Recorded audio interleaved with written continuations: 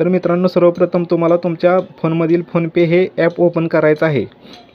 तर मित्रांनो, PhonePe app open केल्यानंतर थोडा वेट करायचा आहे आणि थोडं खाली स्क्रोल करायचं आहे.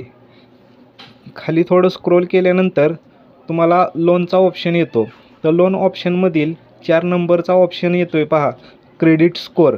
तर मित्रांनो, त्या क्रेडिट स्कोअर या ऑप्शनवर तुम्हाला क्लिक करायचं आहे. तर मित्रांनो, क्रेडिट स्कोअर ऑप्शनवर क्लिक केल्यानंतर तुम्हाला या पद्धतीने तुमचा सिबिल दिसतो. तर मित्रांनो, काही लोकांना यामध्ये डायरेक्ट सिबिल स्कोअर दिसत नाही. तर त्यासाठी तुम्हाला या ठिकाणी काही ऑप्शन येतात. तर त्या ऑप्शनमध्ये तुमचं आधार, पॅन आणि मोबाईल नंबर टाकण्याचेही ऑप्शन येतात. तर त्या ठिकाणी तुम्हाला तुमचा पॅन नंबर, आधार नंबर आणि मोबाईल नंबर टाकायचा आहे. आता सध्या माझं हे ऑलरेडी आधार, पॅन आणि मोबाईल नंबर ॲड असल्यामुळे डायरेक्ट स्कोअर दिसत आहे. मित्रांनो, या पद्धतीनं तुम्ही सोप्या पद्धतीनं तुमचा सिबिल स्कोअर चेक करू शकता.